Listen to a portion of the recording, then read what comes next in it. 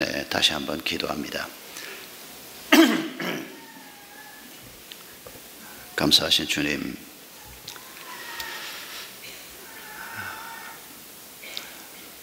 우리의 조국 대한민국을 하나님께서 축복하신 것을 감사합니다.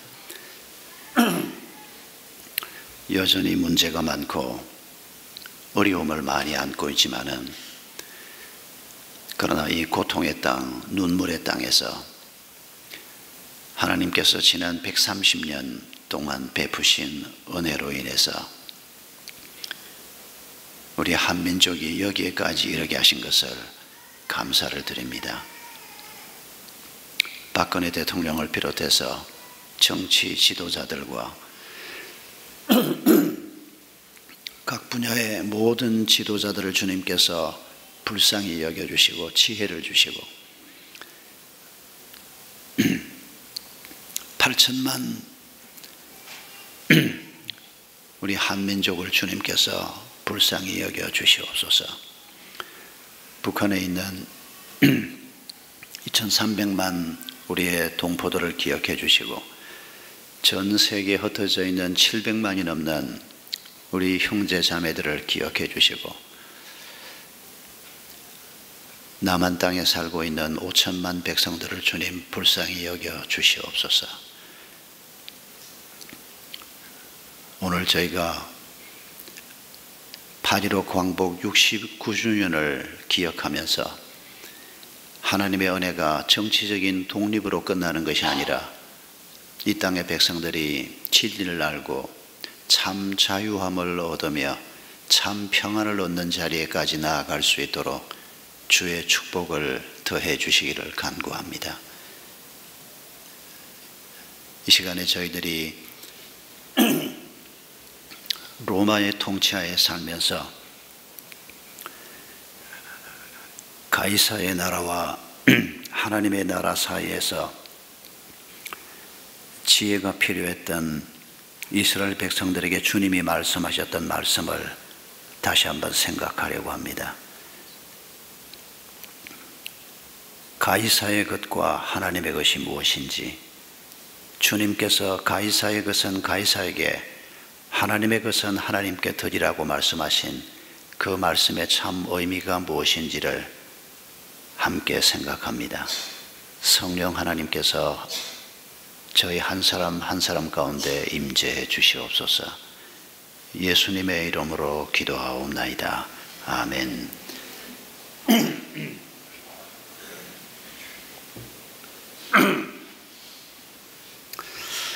3년 전에 그리스 아테네에 있는 그 아프간 난민촌 단기봉사를 우리 성도들과 함께 다녀왔었습니다. 그때 참 인상적인 장면 중에 하나가 있었습니다.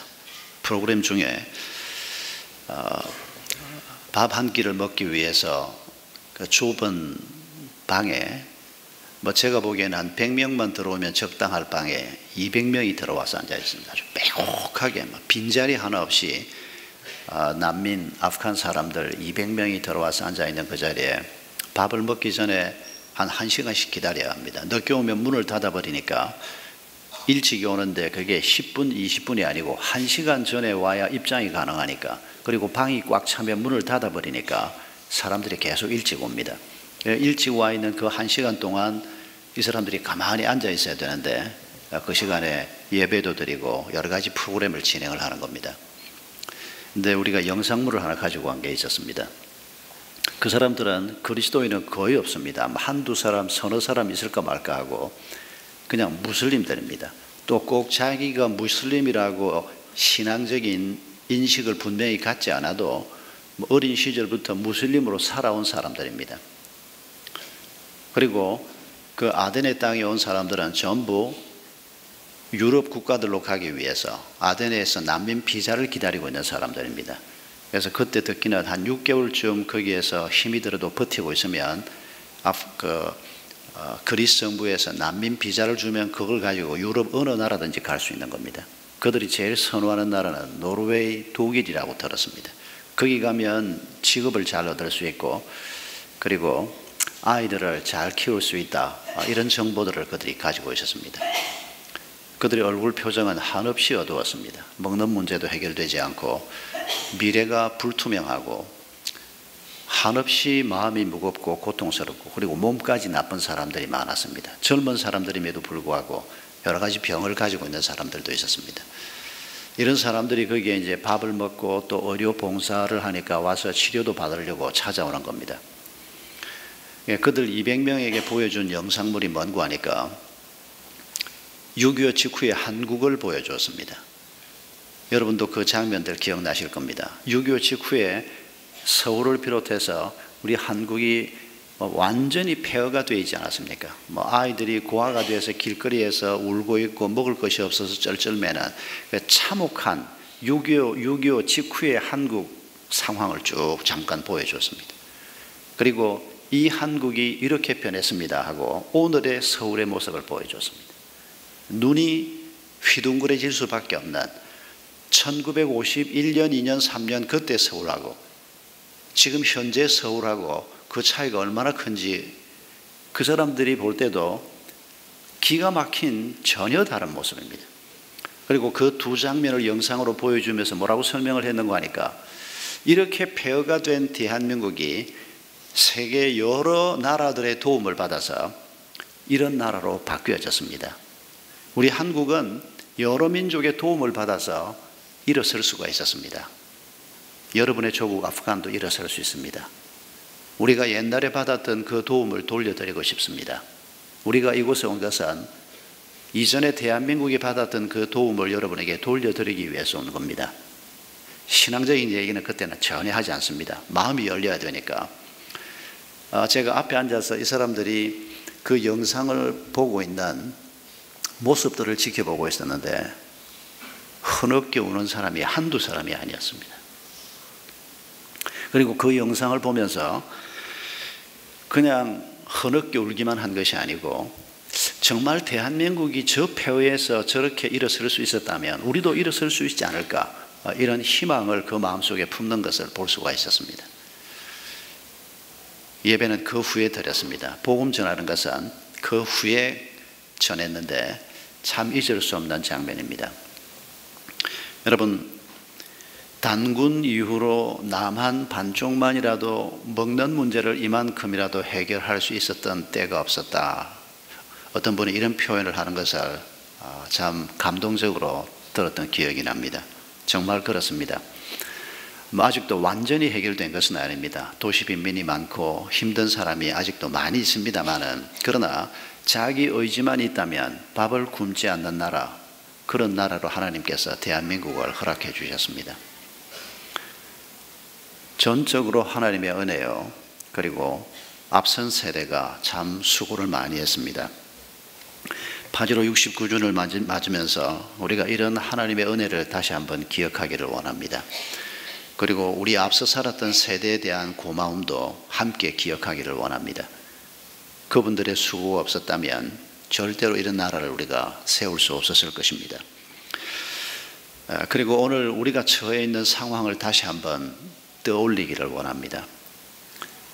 한국이 참 복잡한 상황에 있습니다. 늘 그래왔습니다마는 한국이 이만큼 경제가 성장하고 강한 나라가 됐지만은 그러나 중국과 일본과 러시아와 미국, 우리를 둘러싸고 있는 이 나라들 속에서 우리 대통령이 보통 힘들지 않을 거라는 것을 짐작할 수 있습니다. 중국이 일본을 공격하는 일에 또 실제로 일본이 옛날 죄악에 대해서 별로 반성하지 않는, 그리고 아베 정권이 보이는 태도가 뻔뻔하게 이를 데가 없는, 그래서 중국이 우리 한국과 함께 일본을 공격하기를 원합니다. 쉽게 결정할 수가 없는 일입니다. 어디까지 손을 잡아야 할지. 왜냐하면 중국과 계속해서 우방이 되기 어려운 점들이 많이 있기 때문입니다. 일본이 저렇게 미운 짓을 한다고 해서 일본을 무조건 내칠 수가 없습니다. 아베가 오래 가지 않을 거기 때문입니다. 이전 정권들이 얼마나 또 좋은 태도를 보이는 정권들이 많이 있었습니까? 미국은 일본을 앞세워서 동북아 평안을 유지하려고 합니다. 일본이 강한 나라이기 때문입니다. 우리가 일본을 무시하는 말을 하지만 그러나 일본은 미국, 중국에 못지않은 강한 나라입니다. 미국 정책이 한국보다는 항상 일본을 앞세우는 것에 대해서 우리가 서운하지만은 어쩔 도리가 없습니다. 한국과 비교가 되지 않는 강한 나라이기 때문입니다. 그러니까 일본을 자꾸 앞세우게 되고, 그러니까 우리 한국에는 서운한 일이 많이 생기게 되고, 러시아가 지금은 조용하지만은 러시아 역시 우리 한국에 대해서 여러 가지 입장을 가지고 있습니다. 여러분, 이런 상황에서 경제는 더 일어서야 하고, 우리가 더 잘 살고 싶어서 대한민국의 경제를 축복해 달라고 기도하자는 게 아닙니다. 살만한 사람들은 이만하면 됐습니다. 그러나 대한민국 경제가 더 일어서야 하는 것은 더 많이 섬기기 위해서입니다. 아직도 이 땅에 있는 약자들을 섬기기 위해서 국가적으로 더 자라야 하기 때문입니다. 특히 경제 성장이 그런 점에서 필요하다고 생각합니다. 선교를 위해서 경제 성장이 필요합니다. 대한민국 경제가 부흥하는 것과 선교가 무슨 관계가 있을까? 꼭 관계가 있다고만 생각하는 건 아닙니다. 그러나 유리한 면이 굉장히 많습니다. 선교가 경제가 위축이 되면 함께 위축될 수밖에 없습니다. 선교사들을 귀환시킬 수밖에 없고 여러 가지 어려운 상황이 생길 수밖에 없습니다. 여러분, 이런 때 우리가 우리 박근혜 대통령을 비롯해서 각 분야의 리더들이, 특히 그 가운데 있는 그리스도인 리더들이 하나님의 지혜를 구하고 하나님의 뜻을 잘 구하는, 또 역사를 두려워하고 민족을 두려워할 줄 아는 이런 사역을 감당할 수 있도록 우리가 이전보다 더 많이 기도해야 할 것입니다. 김정은과 북한 정권을 위해서 우리가 기도해야 할 것입니다. 저들이 더 이상 악한 길로 가지 않도록 정말 진정성을 가지고 남북이 함께 번영할 수 있는 길을 찾고자 하는 마음을 그들이 가질 수 있도록 우리가 하나님의 도움을 구해야 할 것입니다. 차제에 우리하고 똑같지는 않지만은 로마 통치하에 있으면서 신앙인으로서, 하나님 나라 백성으로서 이 로마와 하나님 나라의 관계를 어떻게 만들어 가야 할 것인가 하는 고민이 예수님 당시의 백성들에게도 당연히 있었습니다. 어떤 사람들이 예수님에게 와서 가이사에게 세금을 바치는 것이 옳습니까? 라고 물었습니다. 이 이슈는 모든 백성들 마음속에 그 당시에 아주 중요한 이슈였습니다. 그러나 예수님에게 이 질문을 가져온 사람들은 진리를 구하고자 하는 사람들이 아닙니다. 예수님을 공경에 빠뜨리기 위해서 서기관과 대제사장들, 자기들이 예수로 말미암아 무너질지도 모른다라고 두려워했던 사람들이 예수님을 공경에 빠뜨리기 위해서 이 질문을 가지고 왔습니다. 예수님이 세금을 내라 그래도, 세금을 내지 말라 그래도 공경에 처할 수밖에 없는 그런 아주 고약한 질문입니다. 세금을 내지 말라 그러면 로마가 당장 예수님을 체포할 것입니다. 이건 거의 국가 전복 혹은 국가 내란 업무 이런 죄목을 갖다 걸어도 될 만큼 세금을 내지 말라는 얘기는 로마에 아주 적극적으로 항거하는 것입니다. 군대를 일으켜서 반란을 일으키는 것 다음으로 국가에 대한 도전 행위가 되는 것입니다. 세금을 내라 그래도 예수님은 로마를 싫어하는 많은 유대인들에게 비난을 받을 수밖에 없을 것이다. 이 사람들은 그런 계산을 가지고 와서 예수님에게 이런 질문을 던지는 것입니다. 그때 예수님이 하신 말씀이 뭔고 하니까 동전 하나를 내놓아 봐라 그럽니다. 데나리온 동전 하나를 누군가가 주었습니다. 그 동전에 뭐가 기록되어 있는고 하니까 한쪽에는 최고의 통치자라고 하는 글이 기록이 되어 있고, 다른 한쪽에는 황제 디베리오 가이사의 얼굴이 새겨져 있고, 그리고 그 아래 신이 된 아우구스투스의 아들 티베리우스 케자르 아우구스투스라고 하는 글귀가 기록되어 있습니다. 그러니까 로마 황제가 신이라고 하는 글귀를 담고 있는 겁니다. 그래서 유대인들은 이 돈을 절대 헌금에 쓰지 않습니다. 인간을 신이라고 주장하는 이런 동전을 하나님 앞에 바칠 수가 없다라고 하는 생각 때문입니다. 그 동전을 들고 예수님께서 말씀하신 것입니다. 26절에 가이사의 것은 가이사에게, 하나님의 것은 하나님께 바치라. 이 기가 막힌 대답에 예수님을 공경에 빠뜨리려고 했던 사람들이 어찌할 바를 몰랐습니다. 여러분, 이 말씀의 정확한 의미가 무엇일까요? 많은 오해는 가이사의 것은 가이사에게, 하나님의 것은 하나님께, 그러니까 이게 정교 분리를 가르치는 거다.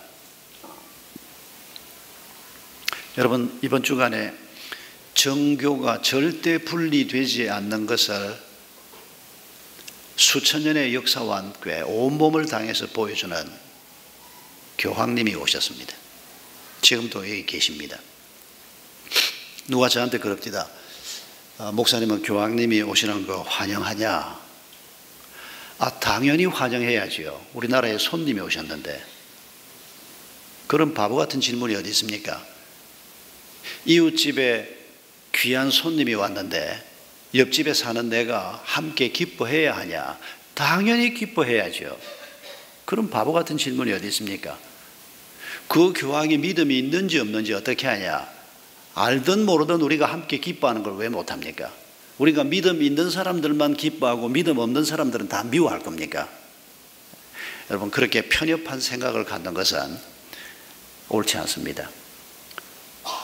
여러분, 이번에 복자로 세워진 분들 초상화가 광화문 벽에 걸렸지 않습니까? 저는 그걸 보면서 울었습니다. 윤지충이 누굽니까? 정약전이라는 분이 누굽니까? 비록 그분들이 그 당시에 천주교 신앙을 가지고 있었지만은 신앙을 위해서 목숨을 던졌던 분들입니다. 저는 그분들은 분명히 복음적인 신앙을 가지고 자기 삶을 그렇게 불살랐던 분이라고 분명히 믿습니다. 그만한 증거는 충분히 있습니다. 물론 천주교 안에 하나님의 말씀을 잘못 해석하는 사람들이 많이 있습니다. 그건 오늘 우리 안에도 하나님의 말씀을 잘못 해석하고 딴짓하는 사람 많은 것과 큰 차이가 아니라고 생각합니다. 천주교 신자들 중에서도 복음적인 신앙인들이 많다고 보진 않습니다만 그러나 상당한 숫자가 있습니다. 이번 이 교황님은 복음적인 신앙을 가지고 있는 분이 아닌가라고 저는 지금 생각하고 있습니다. 아직 그분의 글이나 자세한 건 제가 살펴보지는 못했는데, 그러나 그걸 떠나서 우리나라에 온 손님입니다. 다른 나라, 작은 나라지만은 그 바티칸이라고 하는 작은 나라의 왕이 오신 겁니다. 국빈으로 오신 겁니다. 당연히 우리도 함께 기뻐해야지요. 그분의 신앙이 어떤지 그건 차후에 우리가 또 생각해 보더라도 말입니다. 이분은 종교 지도자이면서 한 나라의 수반입니다. 이 천주교가 가지고 있는 기가 막힌, 이분들은 지혜라고 말합니다. 여러분, 제가 용인시의 시장이 되고 이 교회 담임 목사가 돼서 목회하는 것이 하나님 나라를 위해서 유익할까요? 그것도 종신직으로 용인시장, 경기도지사, 이걸 앞으로 우리가 좀 애를 써서 종신직으로 만들어서 제가 아니라도 어떤 다른 사람이, 그리스도인이 그런 식으로 제도를 만들면 이게 하나님이 기뻐하시는 제도일까? 우리 개신교는 그렇게 생각하지는 않습니다. 이 세상의 왕이라고 하는 직책과 교회의 성직자, 이 두 직책이 하나가 된 교황이라고 하는 직책이 이게 절대 최선이라고 생각하지는 않습니다. 그러나 이게 최악이라고 무조건 말할 수는 없습니다. 우리가 이런 좀 유보적인 태도를 가지고 우리가 교황을 지지할 건 지지하고 또 반대할 건 반대해야 할 것입니다. 지금은 우리가 함께 기뻐하고 또 천주교 신자들이 이웃에 있으면 우리가 괜한 시비 걸지 말고 조금 들은 지식을 가지고 교황이 예수님 재림할 때 자기도 함께 심판자가 된다며 그런 소리 하지 말고, 그런 짜잘한 소리를 왜 합니까? 지금 이분이 어떤 분인지도 잘 모르면서, 여러분, 지금 저분은 정교 분리가 아니고 정교가 완전히 하나가 되어 있는 분인데, 가이사의 것은 가이사에게, 하나님의 것은 하나님에게라고 하는 이 귀절을 오랜 동안 정치와 종교가 분리되어야 한다라고 하는 것을 하나님이 가르친 것이다 라고 오해를 많이 했습니다. 아닙니다. 그렇지 않습니다. 정치와 종교는 분리될 수 없습니다. 교회와 국가는 기능적으로 분리되어야 합니다. 교회의 기능이 다르고 국가의 기능이 다릅니다. 교회가 모여가지고 하나님 앞에 예배하고 성경 말씀을 함께 논의하는 일을 하지 않고 우리나라가 대통령 중심제로 가면 좋을까, 내각 책임제로 가면 좋을까, 이번 주일 11시에 모여가지고 우리가 한번 그거 토론해보자, 뭐 설교는 빼고 정치 전문가들 불러서 한번 얘기해보자, 이런 식으로 가는 것은 옳지 않다는 겁니다. 기능적으로 자기 영역을 하나님이 주셨기 때문입니다. 그런 점에서 분명히 분리됩니다. 그러나 정치와 종교는 분리될래야 분리될 수가 없습니다. 대한민국의 종교가 기독교뿐 아니고 다른 종교를 포함해서 고등 종교들이, 바른 삶을 가르치는 종교들이 제대로 살아있다면 대한민국 정치는 도덕성이 회복되어야 합니다. 대한민국 정치가 도덕성을 회복하지 못하면 대한민국에 있는 기독교를 비롯한 각 종교들도 함께 무너지는 것입니다. 그게 정치 분위기겠습니까? 우리 사회의 모든 영역이 다 마찬가지일 것입니다. 그렇다고 하면 가이사의 것과 하나님의 것을 구별하는 듯한, 그래서 마치 이 이원론을 우리에게 보여주는 것 같은 이 예수님의 발언을 우리가 어떻게 이해해야 할 것인가? 세금 내라는 얘기를 하고 있는 겁니다. 세금 얘기라는 관점에서 우리가 생각해 보면, 여러분, 그리스도인들이 우리가 일제치하에서 36년을 보냈는데 그 당시에 그리스도인들이 일본 정부에 세금 내는 것이 죄악일까요? 죄는 아니라고 얘기하는 겁니다. 세금을 내라는 것입니다. 우리 주님은 지금. 그렇다고 해서 로마가 잘하고 있다? 아닙니다. 결코 우리 주님이 그렇게 말씀하는 게 아닙니다. 지혜를 가르치는 겁니다. 불의한 정권이지만은 그 정권이 치안을 유지하기 위해서 또 국민을 돌보기 위해서 하고 있는 일들에 대해서 그 사람들이 하나님을 잘 모르고 심지어 하나님을 거역하는 자들이라고 해도 세금을 내는 것 때문에 목숨 걸지는 말라는 겁니다. 세금을 낼 건 내고, 그러나 이게 가이사의 나라가 따로 있고 하나님의 나라가 따로 있는 것처럼 이원론적으로 생각하는 것은 하나님이 절대 용납하지 않을 겁니다. 하나님은 가이사도 다스리는 분이기 때문입니다. 가이사의 나라는 하나님의 나라에 포함되어야 합니다. 열방이 하나님의 통치하에 있어야 합니다. 여러분, 우리가 만약 1세기 유대인으로 태어났다면 로마에 대해서 전쟁을 선포하고 유대의 독립을 구했던 그런 독립전쟁에 그리스도인으로서 우리가 내 조국을 위해서 참여해야 할까요? 말아야 할까요? 우리가 100년 전에 태어났다면 혹은 60, 70년 전에 태어났다면 일제치하에서 우리가 그리스도인으로서 조국의 독립을 위해서 칼을 들고 총을 들고 싸우는 그 전투에 그리스도인이 참여할 수 있을까요? 없을까요? 주님의 이 말씀이 우리에게 뭘 가르치는 걸까요? 우리는 예수 믿는 사람이니까 예배나 열심히 드리고 독립 전투를 하는 것은 독립군들을, 거기는 그리스도인들은 참여하면 안 된다, 이런 논리를 가진 분들이 없잖아 있었습니다. 그러나 그 논리는 잘못된 논리입니다. 저는 가끔씩 그런 생각을 해봅니다. 내가 만약에 그 시절에 살았다면, 내가 주기철 목사님을 만약에 먼저 만났다면 주기철 목사님이 선택한 나라 사랑의 방법을 배웠을 겁니다. 주기철 목사님은 일제치하에서 총칼을 들고 싸우진 않았습니다. 그러나 일본이 그렇게 신성시하는 신사참배를 목숨을 걸고 반대를 했고 결국 자기 목숨을 바쳤습니다. 대한민국 정부가 주기철 목사님을 독립투사로 그 이름을 올리는 것은 지극히 당연한 일입니다.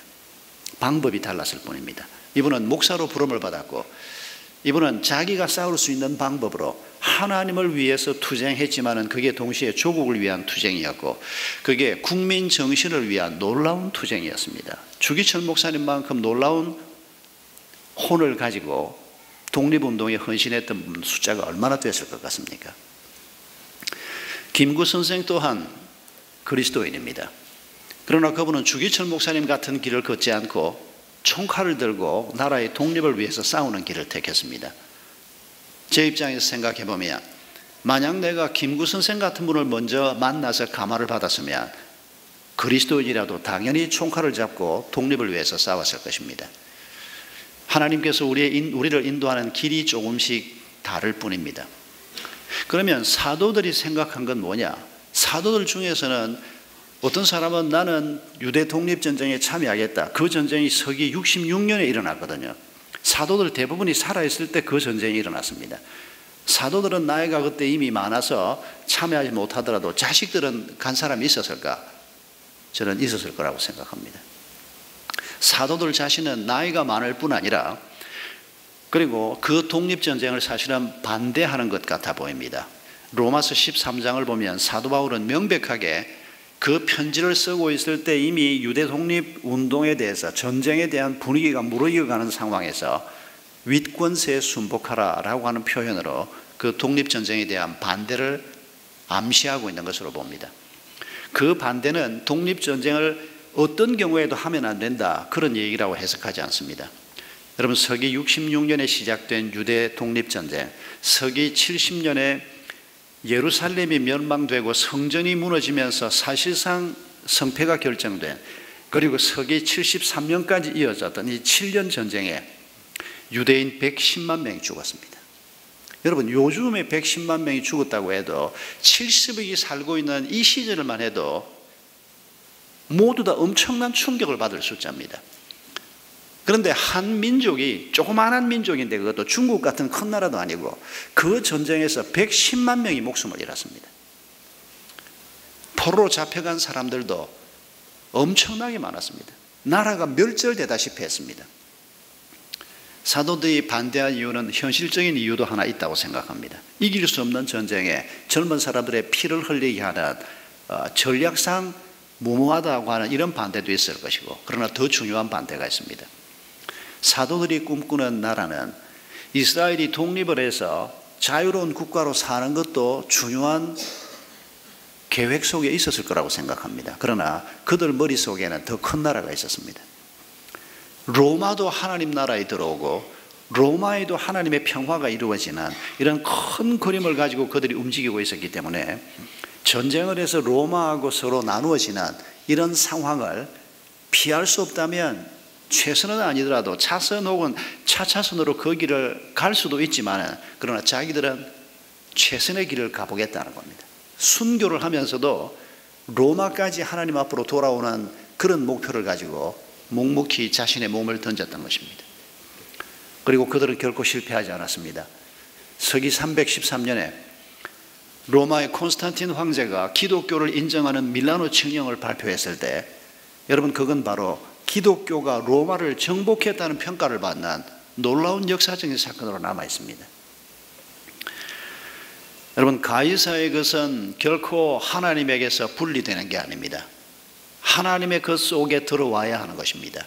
이런 꿈을 가지고 로마도 하나님의 것이 되게 하기 위해서 실험했던 이 사도들의 노력을 우리가 기억하면서 방법이 좀 달랐다. 그리고 그 방법들을 선택할 때 우리가 각자의 인도하심을 따라 이 선택을 하게 되는 것인데, 그러나 우리가 그리스도인으로서 최선의 길은 사도들이 걸었던 그 길이 아닐까, 그렇게 성경을 읽는 것이 마땅하다고 여겨집니다. 여러분 우리가 오늘 이런 관점에서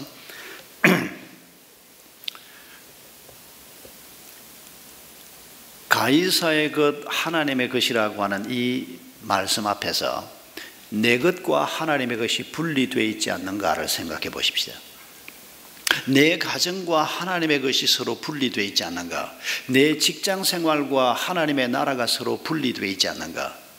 주일날 와서 내가 예배는 드리는데, 그러나 사실 하나님의 나라가 내 가정에서는, 내 일터에서는 별로 영향을 미치지 못하는, 하나님의 나라가 있고 가이사의 나라가 그 속에 들어오는 것을 사도들이 꿈꾸었던 것입니다. 하나님, 예수님도 그걸 가르치고 있는 겁니다. 그런데 우리가 2000년 전이나 지금이나 하나님의 통치를 받기보다는 돈벼락을 맞기를 원하고, 하나님께서 우리에게 가라고 하는 길을 가려고 하기보다는 편안한 길을 자꾸 가고 싶어하고 내가 좋아하는 길을 가고 싶어하는, 그래서 나의 나라와 하나님의 나라가 분리되어 있는, 만약 이런 나라에 우리가 서 있다면 우리는 자신을 그리스도인이라고 말할 수가 없습니다.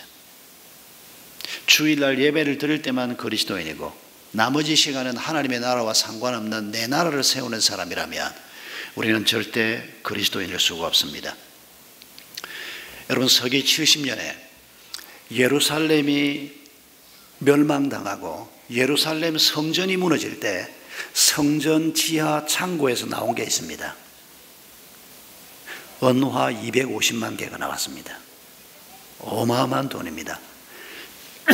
이게 요즘 돈으로 얼마나 되는지 제가 미처 계산할 방법이 없어서 계산은 못하겠습니다만은, 여러분, 은화가 250만 개면 이건 엄청난 돈입니다. 누가 모은 돈일까요? 이 돈이 제사장들이 모은 돈입니다. 성전을 누가 관리를 했습니까? 대제사장, 제사장, 이런 그 당시 지도자들이 모아놓은 돈입니다. 백성들은 밖에서 굶어 죽고 있는데, 백성들은 먹을 게 없어서 굴을 파고 살고 있는데, 그 엄청난 돈을 성전에 모아놓고 자기들 집은 너무도 근사한 집을 지어놓고 살고 있는, 여러분, 가이사의 나라가 문제가 아니라 자기 왕국을 세우면서 자기 나라를 하나님의 이름으로 세워놓고 다른 사람의 고통을 외면하고 살았던, 그래서 예루살렘은 무너질 수밖에 없었던, 그 성전은 무너질 수밖에 없었던, 여러분, 예수님 당시의 예를 우리가 절대 잊으면 안 됩니다. 오늘 한국 교회가 이대로 무너지고 말 것인가? 예, 그럴 수 있습니다. 지난 2000년 동안 많은 교회들이 그렇게 무너져 버렸고, 거기에 회교도들이 들어와서 교회를 회교 사원으로 바꾸어 버리고, 교회 안에 있던 기가 막힌 명화들을 전부 페인트 칠을 해버리고, 그 위에 무슬림들이 좋아하는 그림들을 갖다 붙여놓는, 여러분, 그 현장이 바로 터키 이스탄불에 있는 소피아 사원입니다. 그게 원래 예배당으로 지어졌던 겁니다. 근데 무슬림들이 들어와서 무슬림 성전으로 바꾸어 놓은 겁니다. 그리고 지금은 관광을 위해서 지금 무슬림들이 앞부분에 붙여놓았던 그 그림들을 지금 닦아내고 있습니다. 그 뒤에 숨어있는 옛날 그림들을 지금 발견해내고 있는 장면을 볼 수가 있습니다. 아마 지금쯤은 그 작업이 다 끝났는지도 모르겠습니다. 여러분, 도처에 이런 흔적들이 남아 있습니다.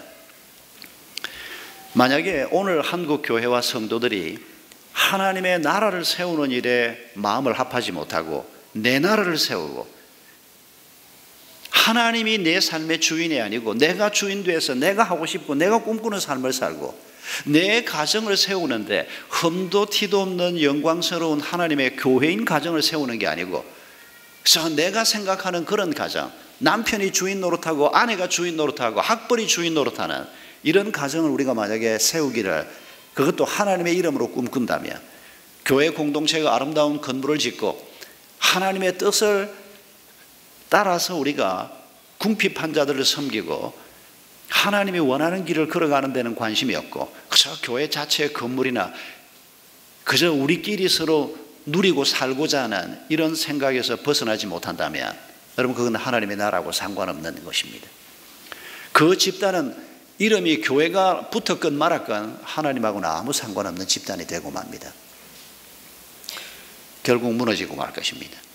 서기 70년에 예루살렘이 무너졌다, 그리고 성전도 함께 무너졌다, 그리고 그 속에 어마어마한 돈이 함께 있었던 것을 여러분 잊지 마십시오. 돈이 없어서 무너진 게 아닙니다. 하나님의 마음이 없었기 때문에 무너진 겁니다. 하나님의 뜻이 그 가운데 없었기 때문에 무너질 수밖에 없었고, 하나님의 보호는 더 이상 존재하지 않았습니다. 여러분, 아직도 우리 마음속에 돈이 우리를 보호할 것이라고 생각합니까? 우리 아이들의 학벌이 우리 아이들의 미래를 보호할 것이라고 생각합니까? 그렇다면 당신은 그리스도인이 아닙니다. 가이사의 것은 가이사에게, 하나님의 것은 하나님에게. 이 말을 우리가 성경 문맥에서 좀 더 바꾸어서 말한다면, 가이사에게 세금은 내라, 그러나 가이사의 나라도 하나님의 통치하에 있어야 한다. 박아무개의 나라도 하나님의 나라에 있어야 하고, 김아무개의 나라도 하나님의 나라에 있어야 하고, 이 아무개의 가정도, 아무개가 하는 회사도, 아무개가 과장으로 있는 그 회사의 한 파트도 하나님의 나라 안에 있어야 한다. 거기에 진정한 평화가 있을 것이다. 예수님께서 이 설교를 하신 지 40여 년이 지난 후에 예루살렘이 무너졌습니다. 불과 40년입니다. 여러분, 오늘 우리가 믿음의 길을 걸어간다고 하면서 우리가 하나님의 뜻을 찾고 그 하나님의 뜻을 위해서 헌신하고 사랑하고 하나님의 뜻이 하늘에서 이루어진 것처럼 땅에서도 이루어지는 일을 위해서 우리가 수고하는 일을 불편하다고 못하고 마음에 안 든다고 못하고 우리가 그렇게 살면서 우리의 길을 걸어간다면 하나님의 나라는 이 땅에 임하지 않을 것입니다. 그러나 부족하지만은 우리가 약점도 많고 연약하지만은 하나님의 뜻이 하늘에서 이루어진 것처럼 내게도 내 가정에도 내 일터에도 이루어지기를 우리가 원하는 이런 기도와 함께 작은 헌신 하나라도 우리가 한 걸음 한 걸음 해나간다면 여러분, 한국교회는 다시 일어설 것입니다. 하나님께서 그런 교회를 왜 쓰지 않겠습니까? 왜 하나님께서 우리 민족을 축복하지 않겠습니까? 우리가 경제도 자라야 하고 문화도 자라야 하고 체육 활동도 더 왕성해져야 하고 우리가 여러 가지 씨름해야 할 것이 많지만은 가장 중요한 것은 이 땅의 그리스도인들이 이 민족을 가슴에 품고 하나님의 뜻을 따라 한 걸음 한 걸음 길을 걸어가는 것입니다. 그런 사람들이 많아질 때 하나님께서는 우리 민족을 축복할 수밖에 없을 것입니다. 우리 민족을 당연히 쓰실 수밖에 없을 것입니다. 여러분, 8.15 광복을 허락하신 이 하나님의 은혜를 우리가 오늘 기억하면서 내가 하나님 앞에 믿음의 길을 바르게 걸어가는 것이 우리 민족이 축복을 받는 출발이 될 것이다. 여러분, 이거 절대 과장이 아닙니다. 이거 절대 우리가 오버하는 거 아닙니다.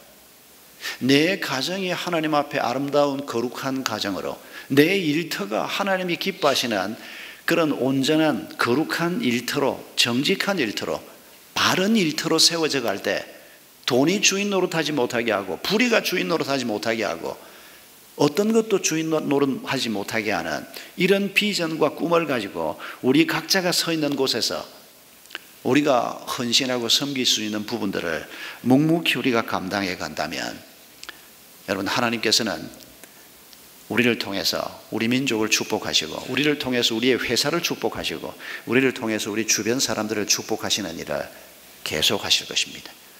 아브라함을 향해서 네가 복의 근원이라고 말씀하셨던 그 말씀이 바로 그런 관점에서 주신 말씀으로 믿습니다. 여러분, 오늘 우리가 하나님께서 주시는 이런 목표를 다시 한번 바라보면서 내 삶을 다시 한번 주님이 유일한 주인 되심을 고백하십시다. 우리 아이들에게, 우리 가정에, 내 일터의 유일한 주인은 하나님이심을 고백하십시다. 우리 은혜샘물교회 주인은 누구도 아니고 오직 하나님만이 주인 되셔야 함을 고백하십시다. 그리고 이런 그리스도인들이 더 많아지고 그런 사람들을 통해서 하나님의 은혜가 우리 민족 위에 더 부어지도록 우리가 그런 마음으로 오늘 함께 하나님 앞에 이 예배를 올려드리면서 마지막 찬송 대신에 우리가 함께 애국가를 하나님 앞에 올려드리기를 원합니다. 우리 자리에서 함께 일어서실까요?